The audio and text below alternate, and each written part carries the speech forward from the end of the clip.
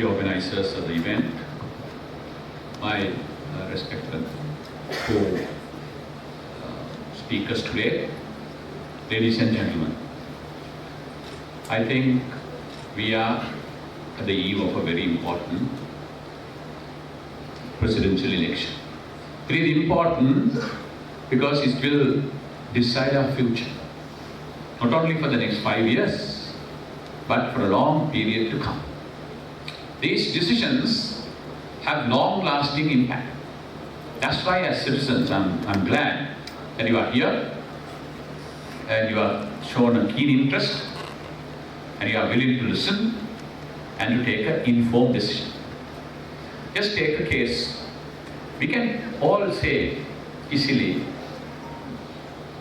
why we worry about politics? We can look after our business. We can look after our profession. If we work hard, we can earn. That's what we told more or less in 2015. But it is not the case. Politics, policies, stability, they all have a role to play. Just an example, take the case of the Korean Peninsula. The same landmass, same people, same language, same natural resources, divided by a kind of a artificial wall after the Second World War. One side is South Korea, one of the world's modern developed nations. Nobody talks about Sharps and Panasonics and any longer. If it is a TV, it is about LG and Samsung. That's the iconic brand these guys have built, from cars to the heavy machinery to anything you call it. The other side, same people, same landmass, is North Korea. Sometimes it is sad. They have to have kind of, they are fighting to have their ends meet, and they have Tanakul candle some days. That's the reality. What makes the difference is the leadership, is the focus, it's the kind of politics you are going to do, the kind of politics you will put in. So therefore, we can't be just apathy to this and say that anything can happen, we will just do our part. No, it all have long-lasting impact on you. The tax system, the infrastructure development, the security of the nation. We thought after the defeat of LTTE, that's the end of the security problem. Until we woke up on that fateful day, 21/4. We realized it's not simple like that. It's an ongoing, important thing. So my topic is this leader whom we are supporting, whom we are proposing, Gotabaya Rajapaksa, has he got the vision? Can he execute it? How do you assess that? When you assess someone, you assess based on his qualification, his qualities, his personalities, his past track record. Isn't it? So I'll only come to that. First we'll see the man, Gotabaya Rajapaksa.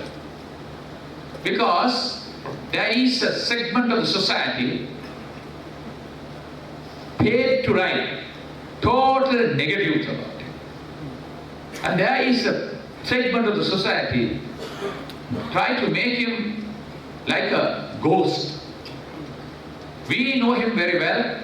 I have been his lawyer for the last 15 years. Sometimes when you start working with someone, you start disillusion. You want to distance from somebody. That happened to me over many politicians over the years. We come with a lot of hopes. 6 months down the line you feel, oh my God, what have I done? I just want to quickly get out of it. That's the truth. But not with Mr. Rajapaksa. The more you get to know him, it was a very professional relationship which I had. As Nalaka said, the more you talk to him, the more you sit with him, but the more you analyze him, you will discover the person he is, the vision he is, the depth in it, the massive difference between the two main candidates. I'll just put you to this. We all knew by 2003 that Mr. Ranil Wickremesinghe was in charge of the government. President Kumaratunga, though the president, it was Ranil Wickremesinghe's government. They entered into a so-called peace deal with then LTTE. Then, as a result of which, 1/3 of the country was almost run by LTTE. That was the truth. Even with a visa, you couldn't go there. Now, when this 2005, when we had to take that decisive call as to how to tackle this, the first assessment was, can we talk to LTTE and politically resolve it? Then everyone got involved in that. And Mr. Rajapaksa, President Rajapaksa told, it's my mandate that I must first try to peacefully resolve it and talk to them.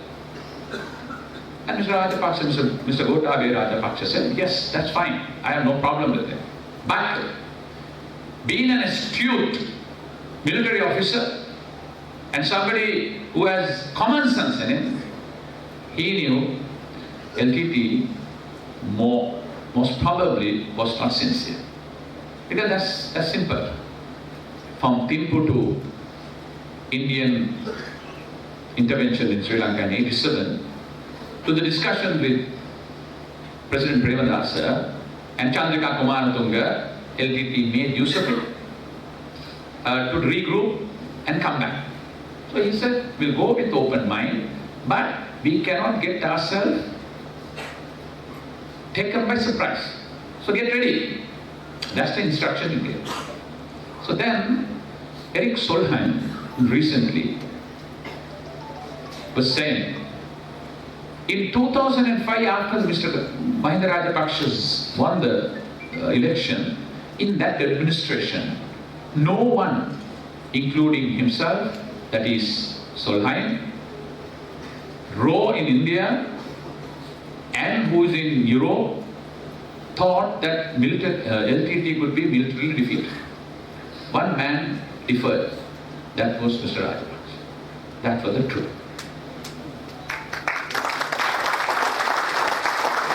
So ultimately, we all know, with 2 years and 7 months of an operation, LTT was defeated. Everyone was suffering during the war. The most, I know so many of my Tamil friends agree with me, the most was the Tamils. When a war goes on, the theatre of the war is in Tamil homeland and heartland, which was in Jaffna. Bombs are going on there. It is their kids who were taken forcefully conscripted to the LTTE. It is their houses which were gone and raided, which happened in Colombo and everywhere. In the name of the war, it is the Tamil boys and the gentlemen and the businessmen who are attacked, which is the truth. Everyone suffered, but they suffered the most. So when the war ended, everyone benefited, and comparatively the most benefited were the Tamils. Now they have peace, they can live anywhere they want, they can move freely, nobody is subjected to any kind of undue tax. That is because when a war is being waged from a people from a particular segment, unfortunately, that community fits into that profile of a suspect. That happened to the Sinhalese in Sri Lanka from 87 to 89 when JVP insurrection. And it happened to the Tamils during the LTT. And now Muslims are undergoing the same scenario. 2,500 people have been taken into custody. So as a result of which, what happens? That shows national security is number one. Nothing else is as important as that. Who had that vision? Who had done it? So some people say, as Sarath Fonseca won the war, then it was not like Elara a Kandu fight or something. No, it's a long drawn out, massive operation, political decisions to fight. improve the army from 800,000, 80,000 to 220,000. Getting people coming in, changing the mindset about army karya, police karya to run a viruva. So all it's a science in work. That's the kind of work Mr. Gotabaya Rajapaksa did. So nobody expected for him to do at that time. What did he do? He handpicked those important people whom we did not know and managed them. One example is picking Mr. Sarath Fonseca himself. He has forgotten that. He was to retire in 11 days. He was to retire in 7 days. Nanda Mallavarachi was senior to him. So Nanda Mallavarachi was to be appointed. Military officers are here. Respected, decorated soldiers are here. He was about to be appointed. But God, GR knew probably Sarath Fonseca was a better soldier on the ground to prosecute the war. So he did not go after his friend. He thought about the country and meritocracy and appointed Mr. Sarath Fonseca. So that shows he can take that decision and pick the right person. So I am saying, if you have to worry about that, that is how did it. So he enlisted. Then you all knew the perception about the army and the people getting in. He entrusted that to a professional PR agency. You remember, they came out with a beautiful campaign called Api Venuven Api. That is professionalism at work. Well, that's the kind of man and that's the kind of person he is. You give him anything, he will execute it. Other most important thing is Colombo City. Everybody thought Colombo City, you can't do it. We had massive problem, the garbage problem, the underworld, the drug menace, and the shanties. These were the main problems for us. He came out with an executable vision, and we knew how he tackled the garbage. He established an environmental police. I remember one of my relative calling me and saying, all of a sudden these police fellows are coming and saying that not to put the garbage on the street and all. I said, so, don't put. And second time also they came, he didn't listen, there was something else. I took the man to the police, got a statement and all. He knew that this is serious. Thereafter, I met him a few days ago. Because what happened those days, I never ever put a single lid outside the house. So that's the leadership. That's the discipline what you want. And we all knew during this period how clean was Colombo. I will ask you to compare that. Now, if you are in Colombo, you all know how these places were. If you, next to Royal College, we had this, the now race course, how it was, and how is it now? Just move a little beyond. Go to the Independence Square, how it was, how is now. So he is a visionary. And he will find the team to do it. And one good thing is, the people in his team knows he means business, and otherwise you will get fired. You will get fired. So you have to deliver with it. That is the good part in it. So he's found a way to get rid of the underworld. There were no Kanjipani, Imranis, and then we was here. There were no Madhushan and all were having their time at Dubai. So three kind of people has to be probably be little concerned about him. Who are they? The terrorists will have no chance with them. There will be a system in place. The underworld will probably have to take visas and go out of the country. And the drug addict or drug peddlers and big time players will probably have to re-establish their headquarters which they have been safely running during the last 2-3 years. So if that is the case, others are safe. Do you want that kind of a country, or do you want to mingle with underworld and terrorists and all sorts of shady characters? That's what we have been doing last 3 to 4 years. One thing is very clear. He had repeatedly told, we are coming here to do a job. I am not interested in going after somebody and going persecute, because I have gone through that. I don't want to be a part of that. Let the police take its own course, let the army take its own course, let the courts do its part. We are not going to waste our time. He is now 69 plus. Now people accuse him with all sorts of nonsense. I think I have all sorts of his information with me, because we need to meet cases after case. He is one of the most honorable public officers you will ever find. I can say this responsibly. In one court case he told, I will give an open letter to anyone. If I have anything, any part of the world, other than what I have disclosed in my annual disclosures, you can source it, take it. Only an honest officer can do that. He honest to the extent, if he have made, some people say, billion, all sorts of allegations, that's how this country is. If you go to his house in Mirihana, some of you all have gone, his house is still not even tiled.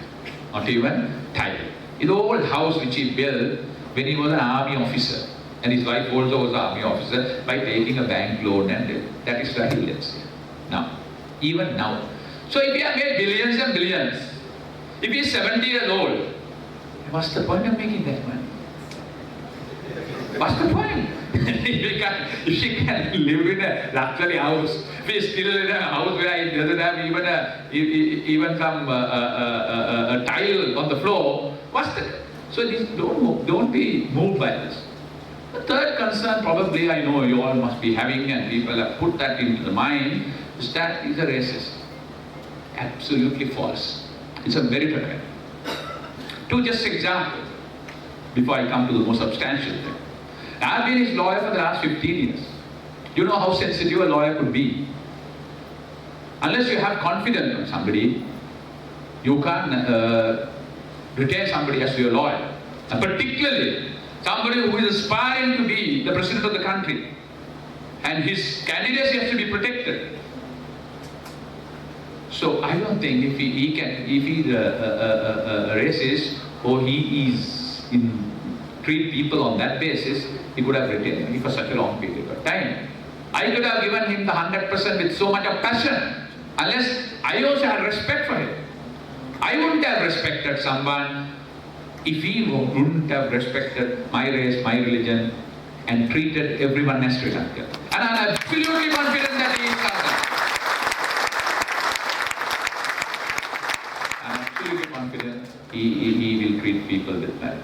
One other thing, he underwent a bypass surgery 4 months ago in Singapore at Mount Elizabeth. You know who was the doctor? Dr. Siva.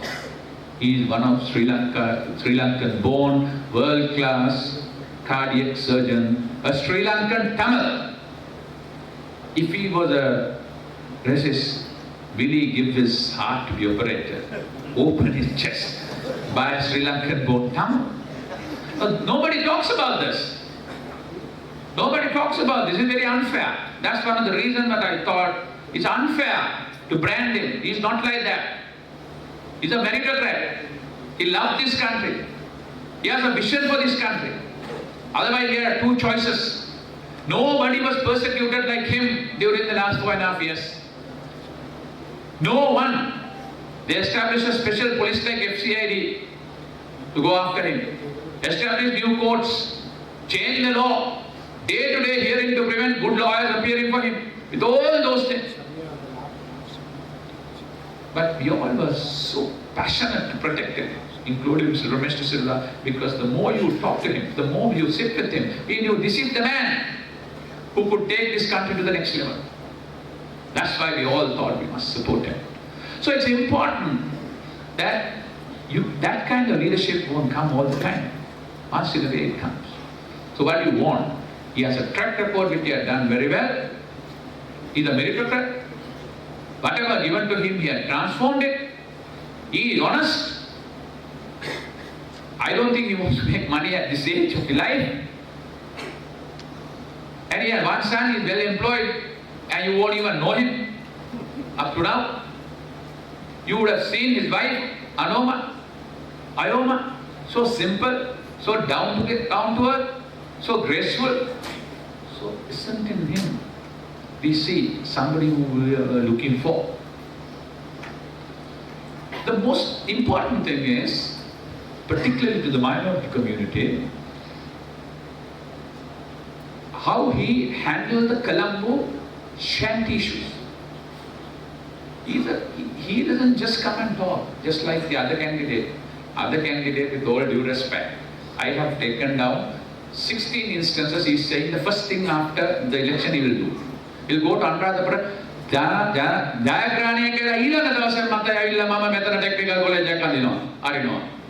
then he goes to Ampara.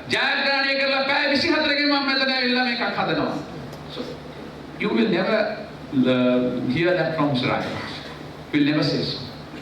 You can see that he has a vision. He only talks about it and he won't criticize others. With all this mudslinging coming from all over, he is on a mission. He wants to kind of transform the nation.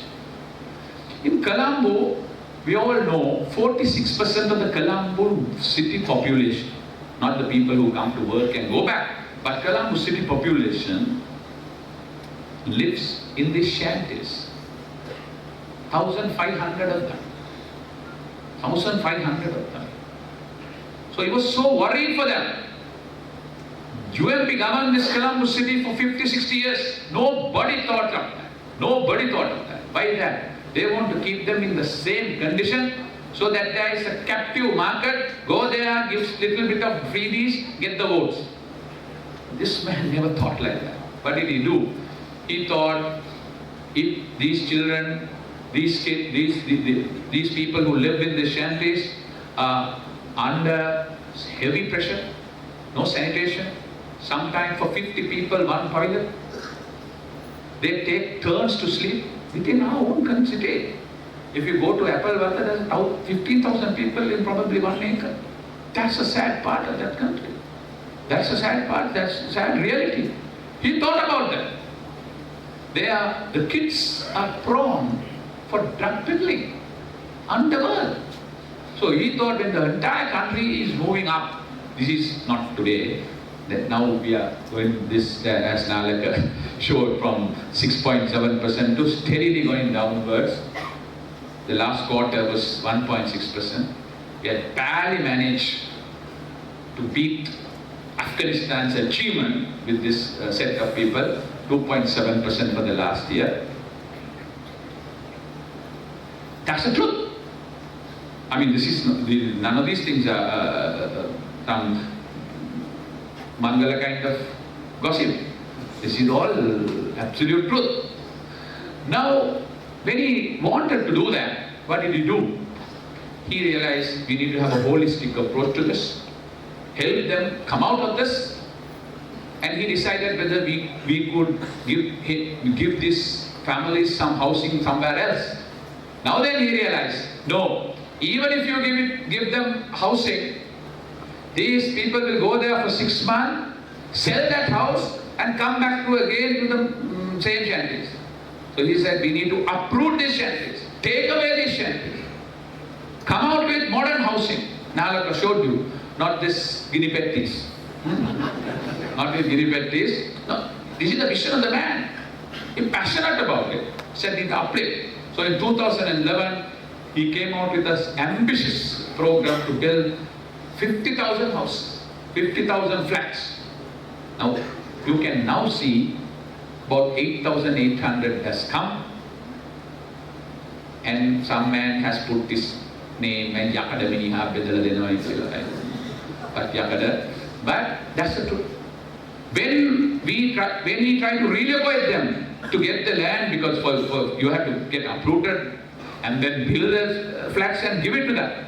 My God, They came out with all sorts of allegations. He's a racist. They tried to uproot the Muslims from traditional land, uproot the Tamils from here, tried to make Colombo a singular city, all sorts of allegations. This man, without any hesitation, took them away, either they gave them during this 2 or 3 years time until these housings were coming in, gave them temporary accommodation, or gave them rent in lieu, so that they can comfortably live.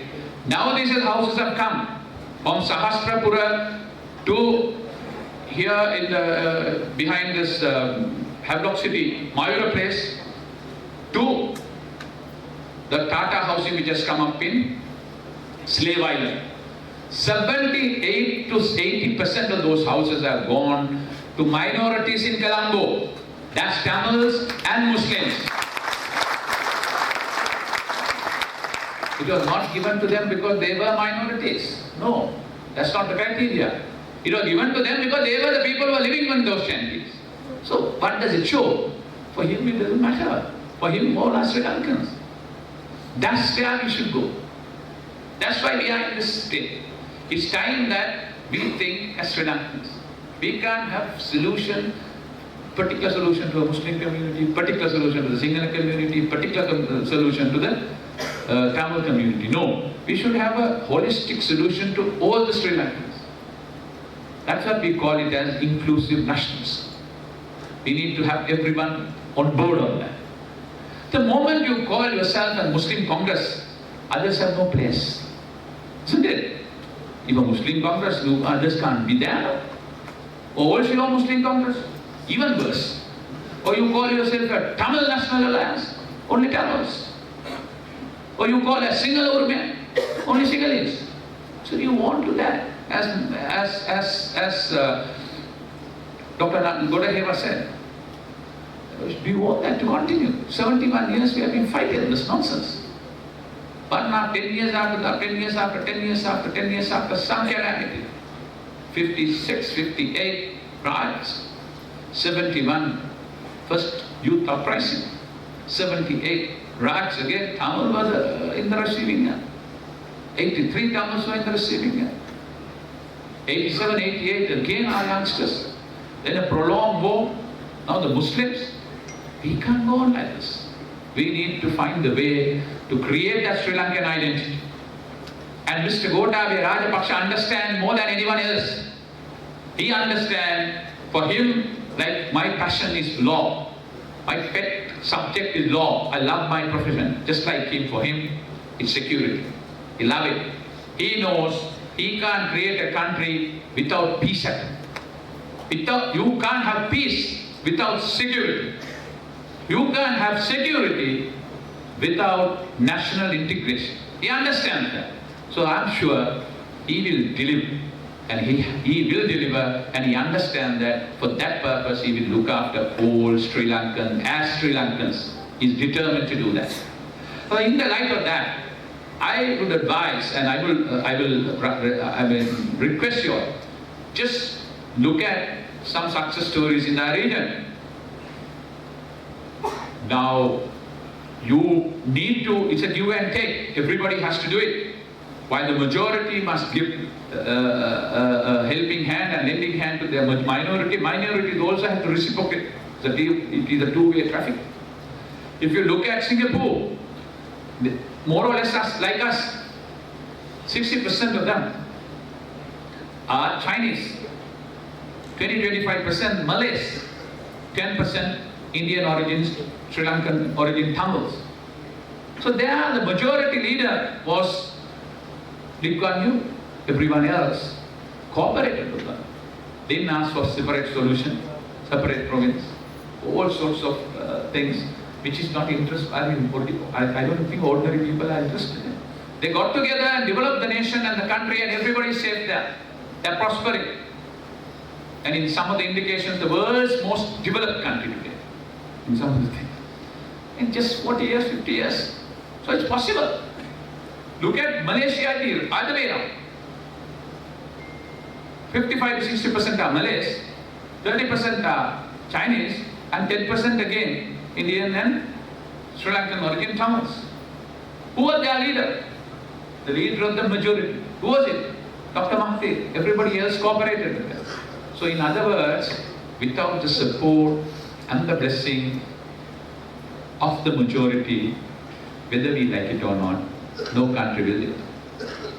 No country will develop, no leader will be able to execute it. You saw during the last 4.5 years, whatever they try to bring it, there is no public support, public resistance.